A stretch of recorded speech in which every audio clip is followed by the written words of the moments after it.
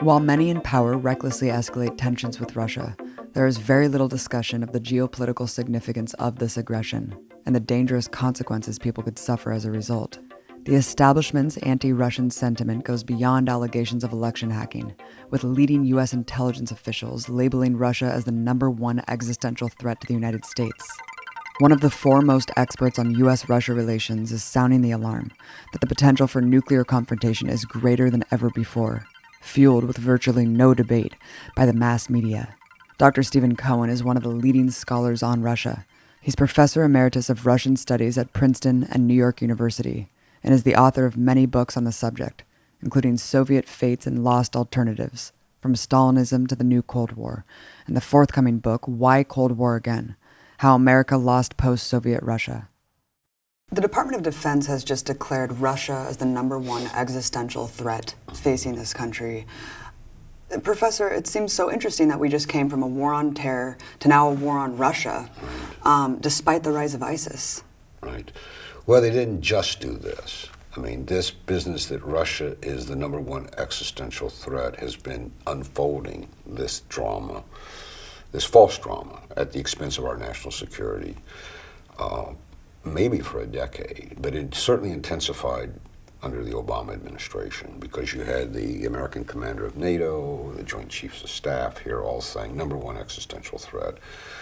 Meanwhile, Russia was, of course, in the person of Putin, repeatedly almost begging the United States to join it in an alliance against terrorism, not only in Syria, but a kind of global war. I don't know if a global war against terrorism is possible. It's a separate issue. But Russia wanted to partner with the United States. Obama was inclined very briefly in September 2016, I think. But that was killed by our Department of Defense when they attacked those Syrian troops. And so Russia's been made the #1 existential threat. I think that folly, because certainly it's not even on the list of the top 5 or 10, in my judgment, of what really threatens us, has become linked inextricably with this wild demonization of Putin personally. Because it's the demonization of Putin as a man who assassinates his enemies, who invades countries, who is I mean, now in 2017, we're being told that his alleged hacking of the American election was only part of his plan to destroy democracies around the world, and now he's going for Europe. I mean, it has really become right up there with the former Soviet threat, but now it's personified in Putin. It's this loathing for, or demonizing, or vilifying of Putin as a leader, as a person, which shades occasionally into Russophobia, transferring this, but not that often, into vilification of Russia. I think that's really behind this notion that this is our #1 threat.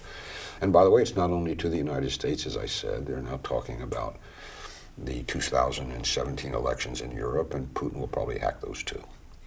I mean, it's just, there's no facts or logic to any of this. It's taken on a life of its own. So we've got Senate hearings, and Obama's threatened some covert action against Russia, which is very dangerous because the Kremlin regards this as a declaration of war. Oh, absolutely. We don't know, is he going to attack banks or nuclear command and control? I mean, you just don't do things like this when both sides have got bad nerves and nuclear weapons. But the military intelligence community certainly understands that why this deflection, why this misdirection is such a potentially dangerous tinderbox. I've been around long enough to observe, and I've had enough former students go to work for intelligence communities, and I can remember what happened involving the intelligence communities regarding the Bay of Pigs. When Kennedy was so angry at the bad information they gave him, he said he'd like to break them up. I can remember the bogus information they gave Johnson about the so-called Tonkin resolution, which drug us deeper into Vietnam. I can remember Irangate scandals, what the CIA was behind under Reagan. We all mention the bad information intelligence gave about Saddam's weapons of mass destruction. There's a long history of wrong intelligence. So let's deconstruct that. it's politicized intelligence.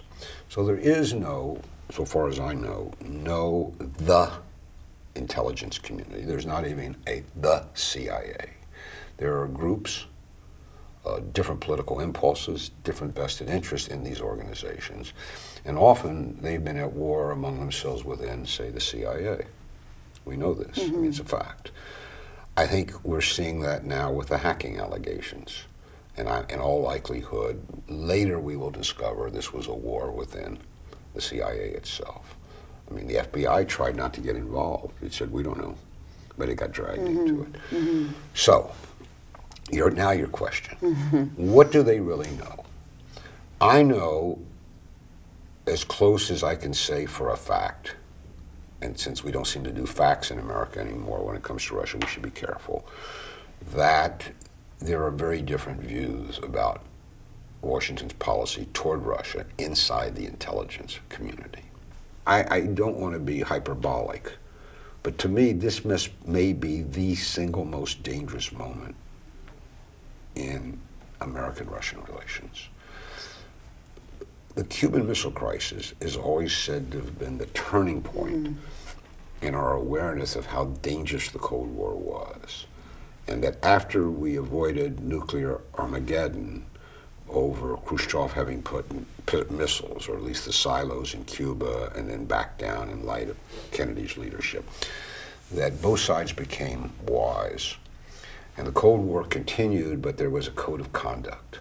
Everybody understood where the danger lines were, and that never again did we, advertently at least, there were some near misses accidentally when radars indicated a nuclear attack and there was none, some large seagull or something. We all live at the mercy of this technology. That was true, though, until Gorbachev and Reagan thought they had ended the Cold War, there was a code of conduct between the Soviet Union and the United States. That doesn't exist today.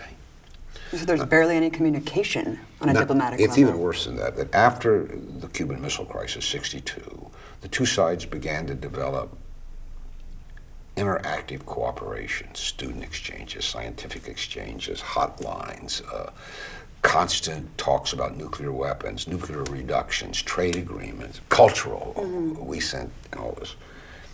That's come to an end, along with communication. And yet, that against this backdrop, I've been saying we were in a new Cold War, moving there with Russia for more than 10 years. We are certainly there today. But here's what's also different. There are now 3 fronts in the new Cold War that are fraught with the possibility of actual war. There's the Baltic region in Poland, where NATO is unwisely building up its military presence. There is, of course, Ukraine, which could explode at any moment. And of course, there's Syria, where you've got Russian and American aircraft and others all flying. So you've got a multi-front potential Cuban Missile Crisis. And meanwhile, here in the United States, this hysterical reaction to alleged, because there's no proof's been produced, that somehow Putin put Trump in the White House. This combination of demented public discourse and grave danger abroad, I think, makes us in a danger at least comparable to the Cuban Missile Crisis. And yet, nobody protests, nobody notices, and people march on. And you've compared it, to the Cuban Missile Crisis, saying then we at least knew what was happening. Here, this is all based on classified intelligence. We'll never see an investigation. We'll never see the evidence, right? Yeah, and 52% of Democratic voters don't just believe that Russia hacked the DNC and Podesta's emails. They think that Russia actually altered the vote. Yeah. That's a whole nother level. Times have changed. When I entered public life, such as it was, as a kind of commentator on public affairs, as a young professor at Princeton, there was a debate in the late 70s and even in the 80s after Gorbachev came to power. Should we pursue more Cold War with Russia, or should we have what's called détente? Détente then, nobody imagined you could actually end the Cold War at that time, but détente meant introducing more elements of cooperation in the relationship so we'd be safer. there was a lot of space, political space, media space, for both sides in the 70s and 80s. I mean, it was a fair fight. Now it's not. It's one hand clapping. The Cold Warriors dominate the media. Now, how that happened, the journalism schools who were supposed to say something about media malpractice seem silent. They're too busy deploring RT. That's why it's so scary, because people can mock RT and state media, but when you have a corporate media apparatus that essentially mimics what state media would do, where the New York Times and the Washington Post just paint the narrative for war time and again, whether it's Libya, Syria, or Russia. And it seems like this acquiescence and unquestioning stenography. You've talked about how these false narratives that dominate the discourse today are more dangerous, of course, than the so-called fake news hysteria. One is that Putin is responsible for the buildup of the new Cold War. And one senior military official recently admitted that there are U.S. Special Operations Forces in every single country surrounding Russia. The buildup of NATO forces, of course, at Russia's border is a huge source of tension. Professor, tell us about the agreement between Gorbachev and Reagan, what NATO was initially supposed to be, and how that promise has been broken today. So, you know, the history is well known. The issue in 1990 was whether or not Germany would be reunited. But the issue became then, once Germany is reunited, where does it sit geopolitically or strategically? And it was proposed to Gorbachev that Germany be put in NATO.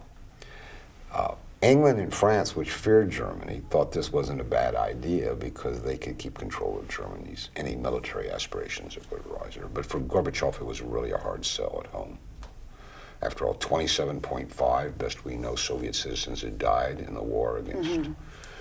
For Gorbachev, this was a hard sell at home. And then the issue became NATO itself, which already was in Western Germany. Where would it go? And Baker was later quoted as having promised, he was Secretary of State, that NATO would not move 1 inch east, 1 inch. George Kennan, whom I knew well when I was at Princeton and was thought to be the wisest American about Russia. Mm-hmm. Not sure he was, but he was thought to be an iconic figure, warned repeatedly when Clinton was considering NATO expansion. This would be the most grievous mistake, and it would lead to a new Cold War. But it didn't take a profound mind to understand this. NATO was a military alliance, had been created in the late 40s to deter or fight Soviet Russia. Russia was no longer Soviet, but was still Russia. When you begin to move it slowly creep like Pac-Man, gobbling up all the way to Russia's border, where it sits now, that worse than trouble is going to ensue. And the way it ramified, of course, is it was the driving force behind the Georgian War of 2008. We created a proxy army in Georgia. But people say it had nothing to do with the Ukrainian crisis, but it had everything to do. People say, well, the European Union offered Ukraine a very benign economic relationship. That wasn't a benign agreement, about 1,000 pages long, and I reported this in one of my first articles on the crises, and everybody got very angry at me. There's a section called Military Security Issues, and it's very clear that any country that signs this so-called Eastern Partnership Agreement with the EU is obliged to adhere to NATO security policies. By signing that, you became a de facto member of NATO. And this was just more of the attempt by Washington to get Ukraine into NATO, if not openly through the back door. And they're still at it. So what can we say? That the decision to expand NATO all the way, including Ukraine and Georgia, has created a situation in which none of us are safe. And they call that national security. Professor, I wanted to talk briefly about Syria because, of course, the U.S. has been screaming about Russia's intervention in Syria, not really speaking much about their longstanding intervention as well with the funding and arming of Islamic extremists on the ground. Objectively, what has Russia's interference been? Like, why did they intervene? What was their purpose, and what has the outcome been? Well, let's start with the outcome. the fall of Aleppo. There are two narratives. Well, there are probably a third, but there are two competing around the world. That the Russian, Syrian, Iranian taking of Aleppo was an act of great liberation. The city was liberated from terrorists. And there's plenty of footage, the footage can be faked, of people rejoicing when the Syrian army entered on the ground and the Russians sent in the humanitarian trucks. The other is it was a war crime committed by Russia and Syria against people called rebels and their kids. I believe, though I know that war, it's why we call war hell, that innocents suffer above all, that the truth is closer to the liberation scenario than to the war crime scenario. ISIS retook Palmyra, the city that the Russians had liberated, had that concert at some months before, clearly abetted by the United States, which is allowing, as the United States seeks to, quote, liberate Mosul, allows the jihadists to go from Iraq unfettered into Syria, probably to help retake Palmyra. Yeah, right, they left that back door open. Right, I mean, they see them, I mean, they could bomb them if they wanted to, but they're moderate jihadists, I guess. But why did Russia go in? I think that really is the best question in some ways we could discuss today, because left out of all the scenarios of demonizing Russia, you get the opinion, because it's left with you, that Russia has no legitimate national interests abroad. Russia should be okay with a NATO military base right on its several places, from Ukraine up to the Baltics on its border. What, you know, we're good guys, why? And you know, you can do the usual analogy. Yeah, what if it was a Chinese-Russian base in Canada or Mexico? I mean, this is just preposterous, we don't ask. But Syria seems remote, but it isn't. Russia has a very serious problem with domestic terrorism at home in the Caucasus. It has had for a long time. Somebody did the numbers, I can't vouch for them, but the number of people lost to terrorism on 9/11 here and other terrorist acts involving Americans, and those lost to terrorism inside Russia are about the same, somewhere approaching 4,000. But Russia continues to grow because it has this terrorism. Putin was very clear from the beginning. But the number one reason for sending the Russian Air Force to fight in Syria was, and Putin put it like this, it's either Assad in Damascus or it's the Islamic State in Damascus. And if the Islamic State is in Damascus, our national security, Russia's, is gravely threatened. For Putin, and it's not just Putin, for the Russian security elite, the fall of Damascus to the Islamic State would have been a national security disaster as they saw it. They counted on the American promise for 2 years that they were going to destroy the Islamic State. Right. And they said, good, let the Americans do it. We don't need this. What happened during those 2 years? The Islamic State grew. It took more and more territory in Syria, leave aside Iraq, correct? More and more, until we had something new we never had before. We had a terrorist organization that actually had become a state. I mean, they were running in their own way while they weren't chopping off heads. Municipal government, collecting taxes. Currency, running schools, and the rest. We had never had this kind of phenomenon before. And the Russians were deeply worried, and the Americans said, don't worry, we'll take care of it. But they didn't. They were too busy trying to get rid of Assad. So when people say Putin's a liar, we see this almost every day in the New York Times, they have to add that he didn't go to Syria to fight terrorism, he went to bolster Assad. You have to connect the dots. In Putin's mind, bolstering Assad, which meant what was left of the Syrian state and the Syrian army, was essential to stopping ISIS or the Islamic State in Syria. You couldn't separate the two. Not only was Putin candid about this, but he came to the UN a couple years ago or whenever, and in his speech said, this is what we're confronting, join us. Russia's never said Assad forever in Damascus.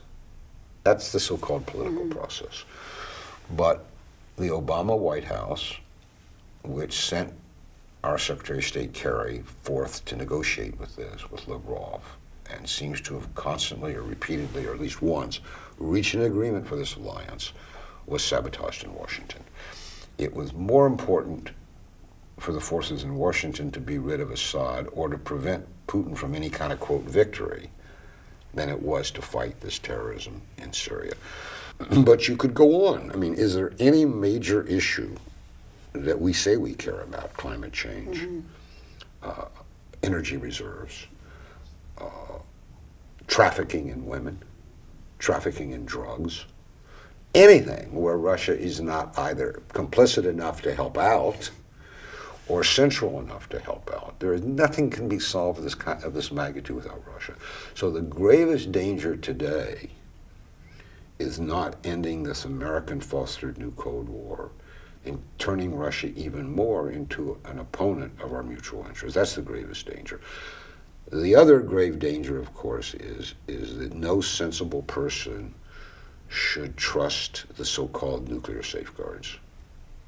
We're on the razor's edge of accidental nuclear war launch.